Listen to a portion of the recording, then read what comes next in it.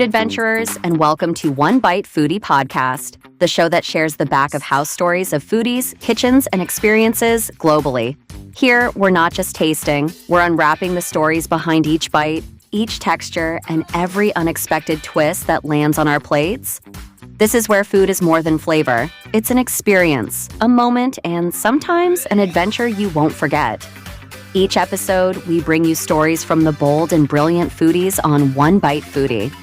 People who take you on a ride through the tastes and textures that define our food obsessions. From secret neighborhood joints to plates you've only dreamed about, we're digging deep into the experiences that bring us all to the table. So, whether you're here for the local finds, the insider stories, or a fresh look at food itself, you're in the right place. Ready to take a bite? Let's jump into today's episode of the One Bite Foodie Podcast. Welcome, everyone, to the very first episode of the One Bite Foodie Podcast. I'm your host, Mark Schilling, and today we're kicking things off in a big way with none other than the founder of One Bite Foodie himself, Joseph Haecker. Joseph, welcome to the show. It's an honor to have you as our first guest. Hey, Mark. Thanks for having me on the podcast. I'm super excited about the launch of One Bite Foodie and that you guys are leading the charge on the podcast. Joseph, I have to say, One Bite Foodie is such an interesting concept, a platform that allows foodies to share reviews one bite at a time. But before we dive into the platform, let's start with you. Tell us a bit about your background and how it eventually led to launching One Bite Foodie. Great question. It's been quite the journey. As a kid, I wanted to be an animator for Disney. When that didn't quite work out, I turned to the corporate world and kind of took initiative, grew that. I kind of landed in the lighting industry, designing light fixtures for hotels and casinos. That was a great career, and I knew it was a career when I left the one lighting company and I started a job at another lighting company when I can say I finally had a career in lighting. It was in 2010 that I was at the Friedmunder office in Las Vegas when I had my aha moment. I stepped into tech, and that really has become the kind of the crossroads for me, or the fork in the road, where on one hand I'm deeply embedded in the interior design world, and on the other hand deeply embedded in the startup tech world. But that was really my fork in the road. Food has always been part of my DNA, from watching my grandmother and my aunts make tamales for Christmas and the holidays, or my grandmother cooking Italian food. Food has always been part of the DNA. But then I always took this like creative twist. And so with One Bite Foodie, and we'll dive into some of the losing my taste during COVID. I haven't had taste or smell since April of 2021. But I really wanted to create a platform where other people could start their foodie business for free with One Bite Foodie and earn money. So I'm super excited about this new venture. That's amazing, and it's clear you're bringing all those passions together with One Bite Foodie. What would you say is the core mission behind the platform? It's such a relatable concept because everyone has that one unforgettable bite. Yeah, I definitely resonated with the one bite, give it a review concept. The core mission is I want to drive traffic into more businesses. I just feel like we're watching on TikTok videos where influencers are pursuing a paycheck and getting TikTok famous and then hopefully earning a paycheck from TikTok.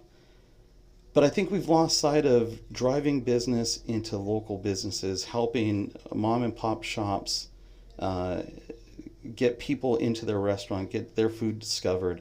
And so what I'm really passionate about, and what the mission of One Bite Foodie is to empower people to go out and do those food reviews, because they can earn tips and commissions and 80% of ad revenue and build subscribers.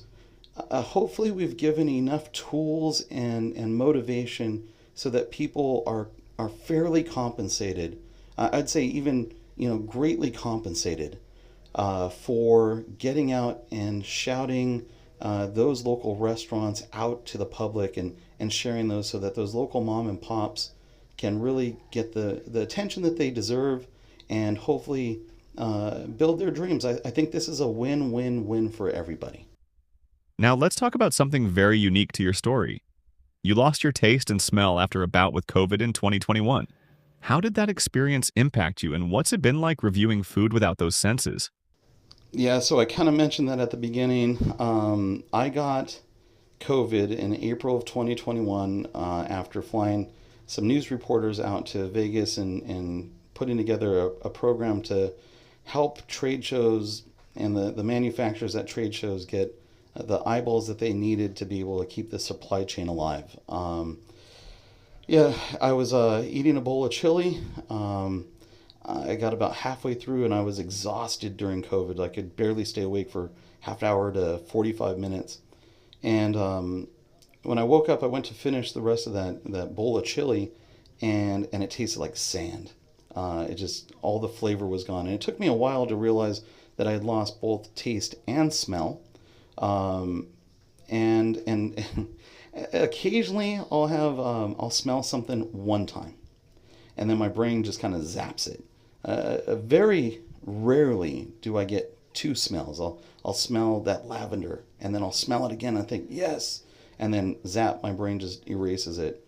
So I can't taste or smell. I haven't been able to taste or smell since April of 2021. I did have one half of a day in January of 2023 where I could taste and smell for like a half of a day. And everybody kept saying, oh, you're getting your taste and smell back. I have not. But what that's really focused or made me focus on is the texture. And I think that's one of those, the thing that I think restaurants aren't focusing on enough is the texture. We get the taste right, we get the presentation right, but are we focusing on texture? So when I do my food reviews, strangely enough, I can't taste or smell, and I say that during my videos, but also I'm looking at texture. I'm looking at salty, sweet combinations and texture, and then I'm looking at the environment. How does the environment impact my perception of that food? So they're fun reviews, and I've been enjoying doing them, but I'm also very excited to see other people and how they do their reviews.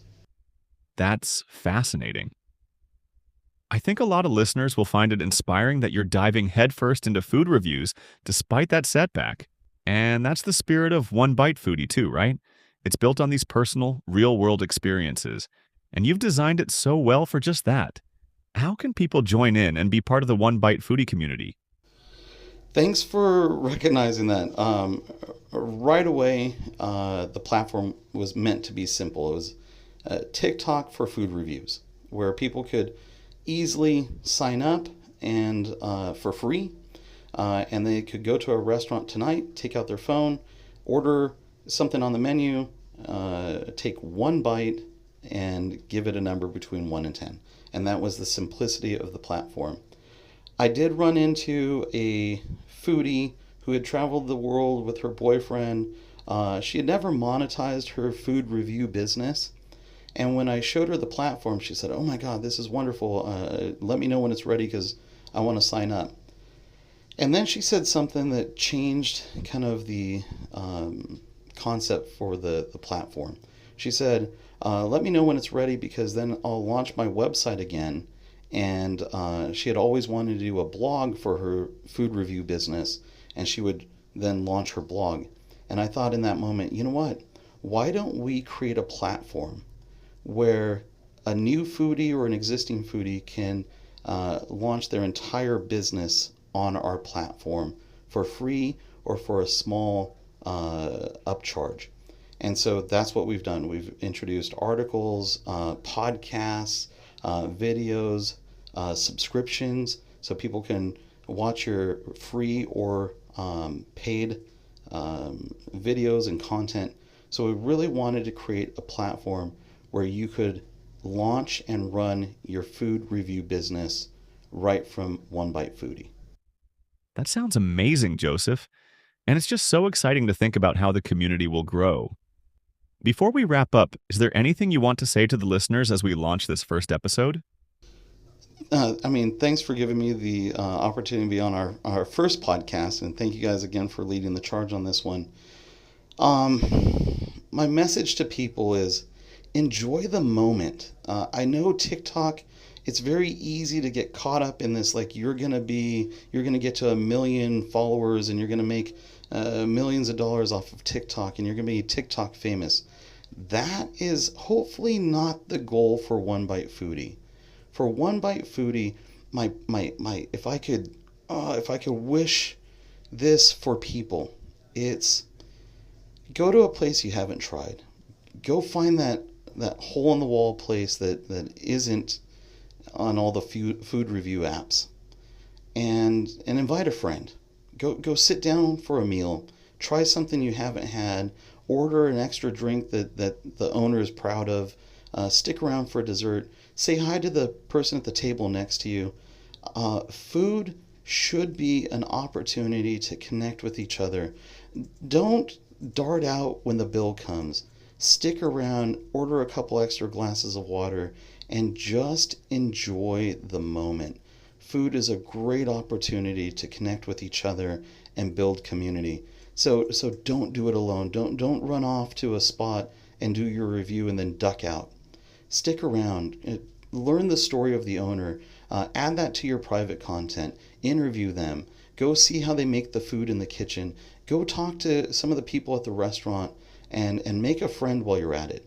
As much as I would love for you to post content onto the platform, at the heart of this, I just hope people get out more.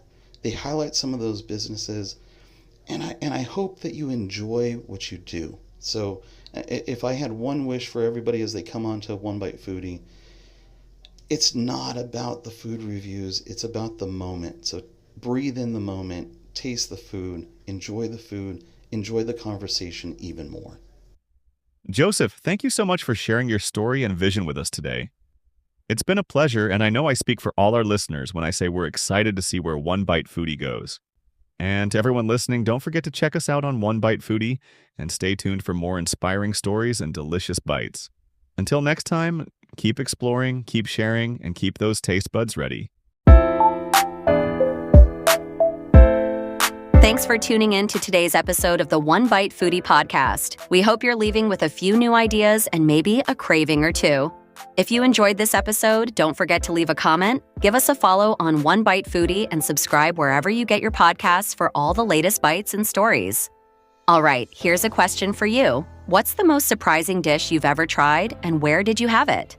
Let us know in the comments. And if you've ever thought about sharing your foodie finds with the world, why not start your own review business? One Bite Foodie is here to help you make it happen. Now, here's your mission for today. Go eat somewhere new.